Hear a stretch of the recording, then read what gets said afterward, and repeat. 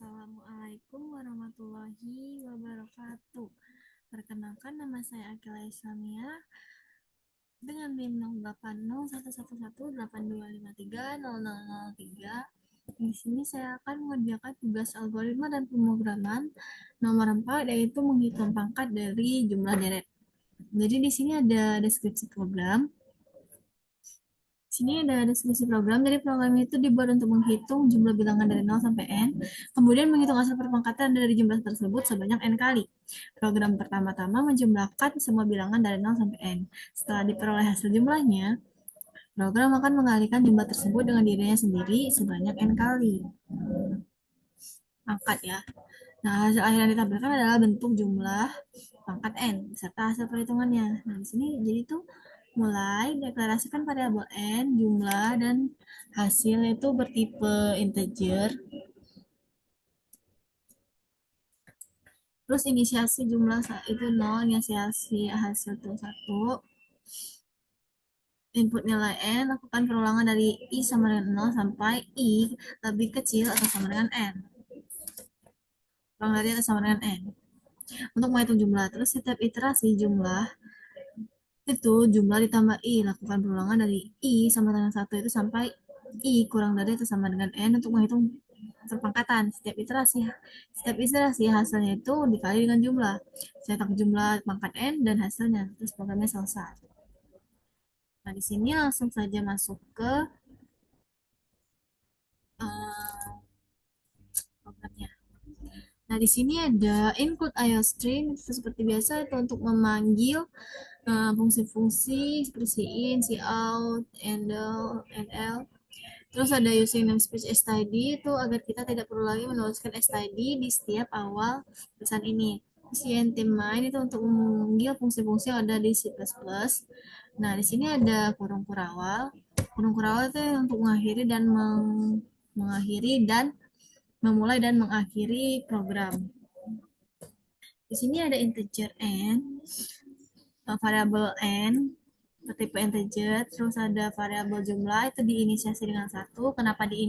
Variabel jumlah diinisiasi dengan 0. Kenapa diinisiasi dengan 0? Karena jumlah ini untuk pertambahan atau penjumlahan dari bilangan-bilangannya itu. Karena kan dijumlahin dulu baru dipangkatin. Terus ya hasil itu sama dengan 1. Kenapa diinisiasi dengan 1? Karena hasil itu untuk memangkatin atau perpangkatannya tadi atau perkalian ya. Jadi perkalian itu 1, kalau penjumlahan itu 0. Terus ada cout, masukkan n. Cout ini untuk menampilkan teks ke layar. Misalkan kita input dimasukkan n itu, maka dia akan masuk ke variabel n. Terus ada perulangan atau loop for. Nah, di mana perulangan di sini itu dia integer i itu sebenarnya 0 karena di sini penjumlahan, jadi i-nya itu diinisiasi dengan 0 kan. Jadi selama i itu kurang dari atau sama dengan n, maka dia akan menjalankan program ini atau menjalankan jumlah itu jumlah ditambah i. Terus dia kalau selesai menjalankan ini, dia akan i plus plus lagi sampai kondisi i atau kondisi i kurang dari sama dengan n ini tidak terpenuhi. Barulah dia keluar loop ini dan masuk ke perulangan selanjutnya. Ini tuh nanti hasilnya tuh seperti perulangan untuk penjumlahan ya 1, 2, 3, 4, 5 gitu. Sini ada perulangan selanjutnya, ini untuk pangkatnya.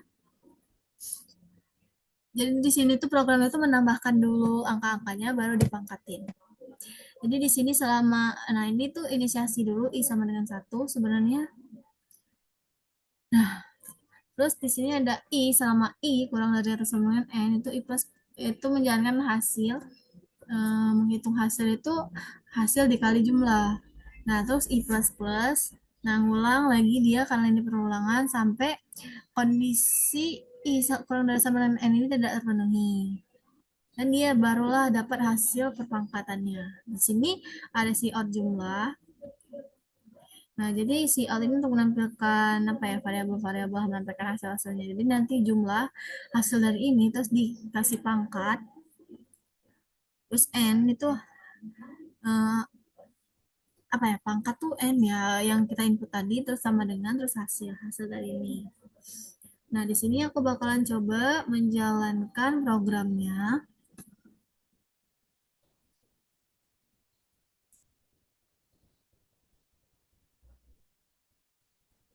Misalkan di sini kita input 3. Why?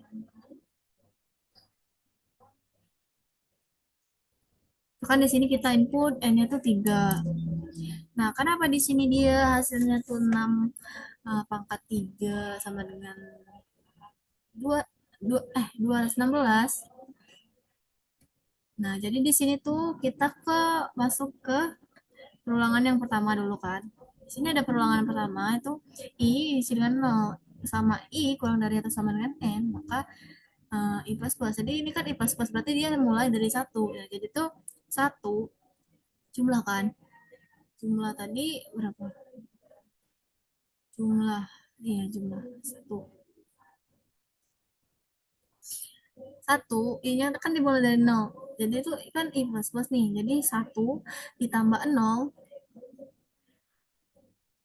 kan dia tuh apa ya? Iterasi satunya tuh dia 0 dulu karena awalnya tuh 0 semua kan. Ini dimulai dari 0, jumlahnya juga inisiasi awalnya tuh dari 0. Jadi yang pertama itu 0 ditambah 0 itu sama dengan 0 kan.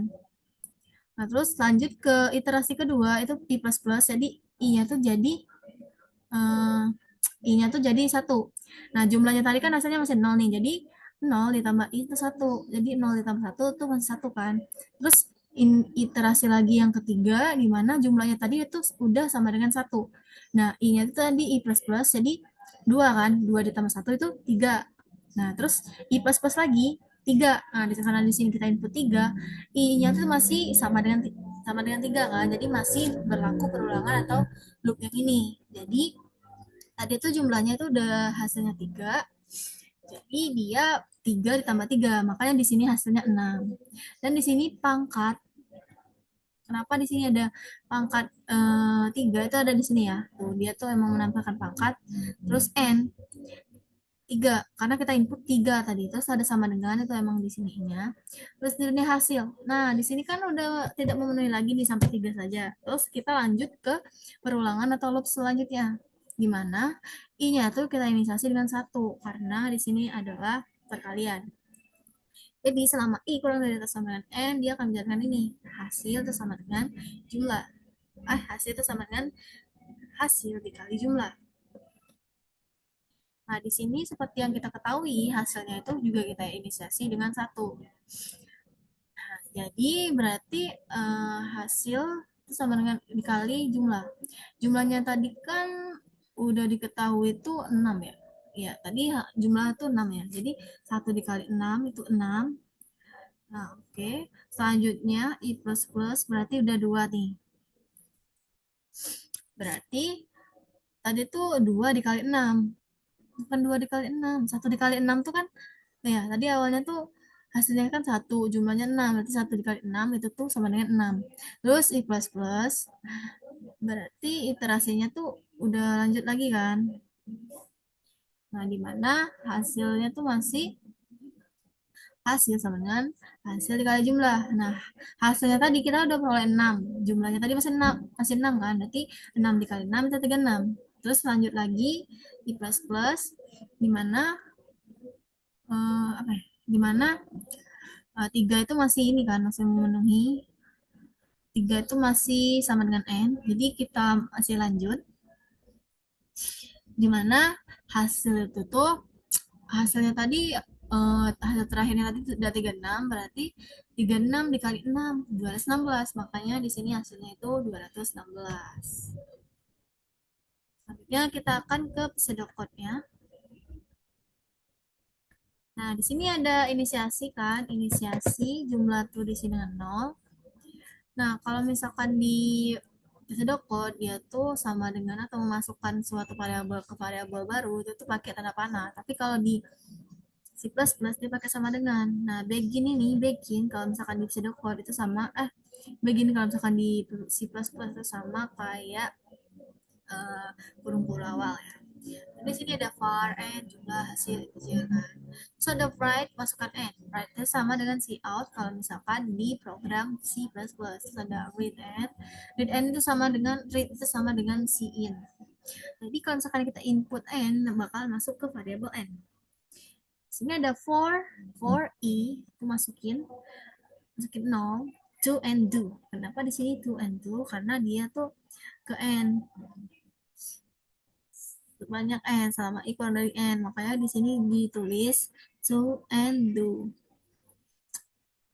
Kalau di pseudocode dia emang ditulis seperti ini. Terus begin ini seperti kurung kurawal yang aku bilang tadi. Kalau misalkan ini masih terpenuhi, dia bakalan menjalani ini jumlah ditambah i.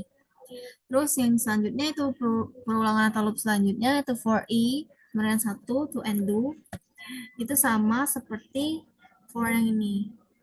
Kalau di pseudocode dia emang ditulis ini, yang ini ya, i kurang dari sama dengan n itu ditulis langsung saja to n, karena ke n ya, sama ke n itu i plus plus to do, terus begin,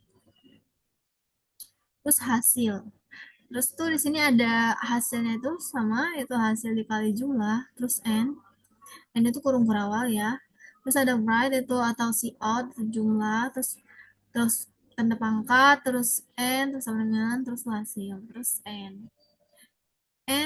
pakai titik dan nya huruf besar itu berarti menandakan akhir semua program.